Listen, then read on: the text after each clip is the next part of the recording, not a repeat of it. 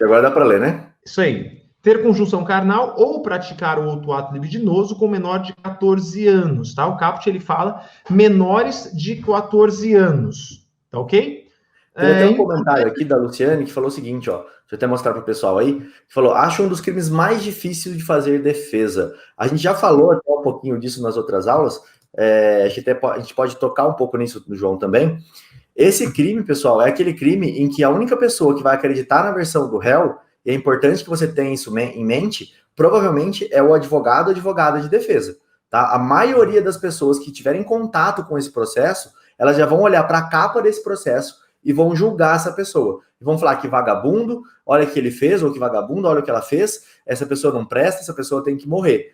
Só que a gente tem que entender que antes da gente chegar nesse ponto, antes da gente ter essa noção do processo, principalmente esse artigo aqui, tá? O 217A é realmente um dos mais difíceis de trabalhar, porque você está trabalhando com criança, então normalmente a revolta é muito maior, e aí que a gente tem que tomar muito mais cuidado, principalmente porque criança é difícil, tá? Ela pode ser manipulada, a criança pode inventar um fato que não aconteceu, e eu já trabalhei em vários processos assim, então são processos extremamente delicados, que quando você chega para atuar, você tem que estar de mente aberta. Você não pode olhar para esse processo e já ter um pré-julgamento, que é facílimo de acontecer. Vai, João, desculpa te interromper aqui, mas era só para fazer essa... Inclusive, o pessoal que está aqui acompanhando, saibam que no segundo momento dessa aula, a gente vai tratar sobre as questões práticas aplicáveis numa audiência, numa defesa, em como manejar, né, dessas possíveis estratégias defensivas para um processo que envolva estupro de vulnerável. A gente sabe que é dada especial relevância à palavra da vítima nesses crimes de alcova, de clandestinidade, né? Então saibamos nós criminalistas já sabemos da dificuldade que é atuar nesse tipo de crimes. Pois bem, no caput a gente tem um sujeito passivo, aquela pessoa menor de 14 anos. Fez 14 anos, no dia do aniversário, a gente não tem mais esse tipo penal. Sabendo que o parágrafo primeiro, ele traz duas outras possíveis vítimas, sujeitos passivos do crime, tá? Seria, parágrafo primeiro, o doente mental, tá? E aí é importante você saber que para que seja comprovada essa incapacidade, né? Vamos ver o que diz a elementar do tipo, ó, incorre na mesma pena quem pratica as ações descritas no caput com alguém que, por enfermidade ou doença mental, não tem necessidade de servimento para a prática do ato. Primeira coisa, a gente já sabe que essa incapacidade, ela deve ser reconhecida mediante perícia. Tem que ter perícia no processo, tá? Ou, por outro motivo, ele não conseguir, ele for incapaz de resistir. Então, ele não tem a capacidade de ceder, né? De prestar o seu consentimento. Aí a gente entra. Pessoas... Vou até grifar aqui, João, uma cor diferente, ó. Nós temos a primeira, então, que é por enfermidade ou doença mental, ou por qualquer outra causa, não pode oferecer resistência. Então, são pessoas diferentes. Nós temos 3 pessoas aqui que a gente vai falar. Menor de 14 anos, que tá aqui em cima, tá? Menor de 14 anos, deixa eu até tirar aqui essa marcação. Ó, menor de 14 anos, tá tudo na tela aí para vocês.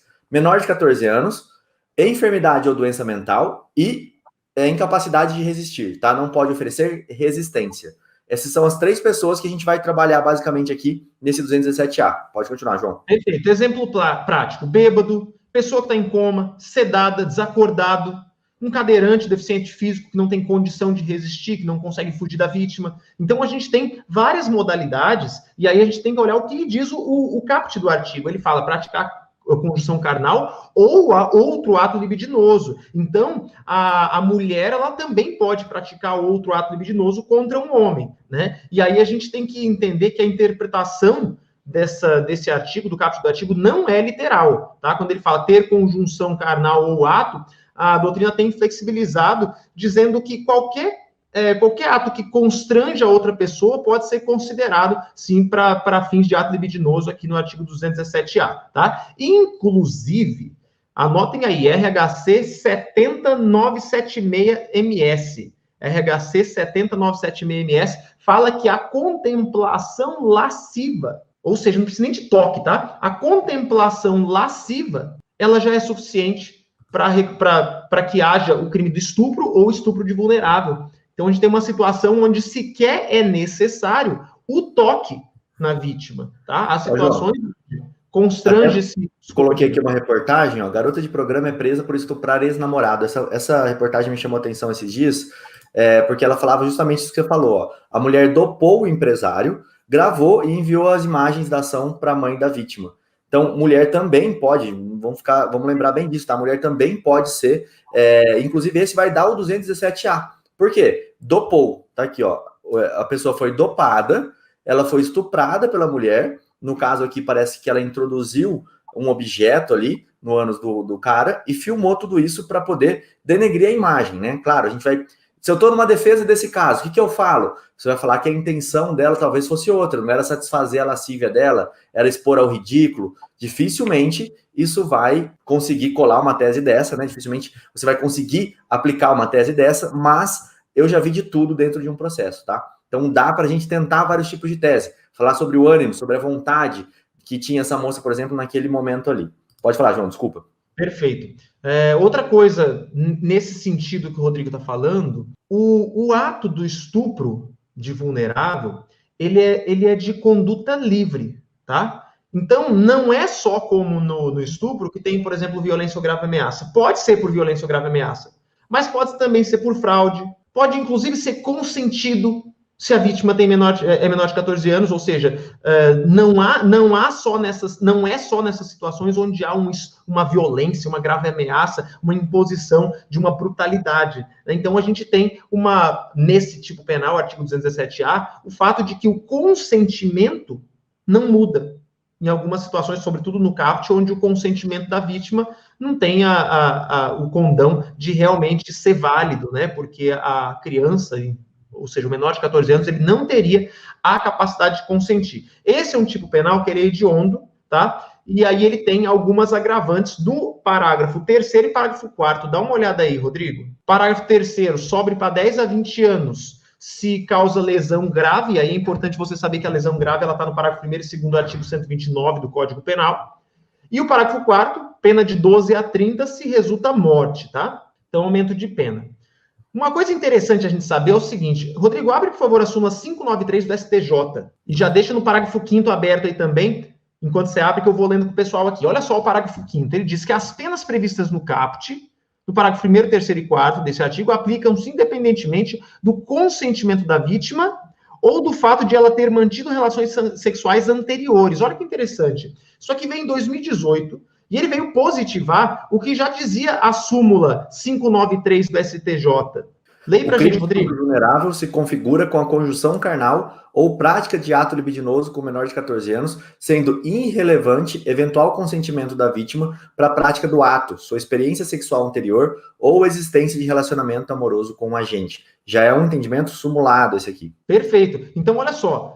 O parágrafo 5º e a súmula, ela nada mais diz para a gente que nós não teríamos o que existe em alguns países, que é uma excludente de licitude daquelas leis Romeu e Julieta. O que seria isso? Há alguns países que reconhecem, por exemplo, se a criança de 13 anos fez sexo com alguém que tem uma idade inferior, uma diferença de idade inferior a 5 anos, teria-se, então, uma excludente de licitude, ou alguns casos onde reconhece uma diminuição de pena quando há relacionamento, quando há afeto, quando há amor entre a vítima e o autor. Então, no Brasil, é irrelevante o fato da vítima ter relacionamento, ter afetividade, amor, ou a vítima já ter experiência sexual pretérita, e nem com quantos já teve experiência sexual. Inclusive, eu já vi muita gente errando, advogado errando em audiência de instrução, por tentar, de alguma maneira, expor a vítima, no sentido de provar que ela já teria mantido relações sexuais, que ela já se prostituiu, ou alguma outra forma de evidenciar experiências sexuais pretéritas da vítima. Ô, João, um aspecto prático aqui, pessoal, a diferença Rodrigo, João, eu estou numa cidade aqui do interior, onde eu tenho um processo, o menino fez 18 anos recentemente, a menina tem 13, eles já se namoravam desde que ela tinha 12, e ele tinha 17, e agora a mãe descobriu, foi lá, denunciou o cara, e o cara está respondendo por estupro de vulnerável. Tem alguma coisa para fazer? Essa súmula, ela deixa bem claro que não, tá? Ela proíbe. Porém, eu já fiz essa tese e já consegui ter êxito em processo dessa forma que eu estou te dizendo. O juiz chegou a absolver, o Ministério Público acabou não recorrendo dessa decisão, e a gente sabe, o processo transitou em julgado, acabou o processo.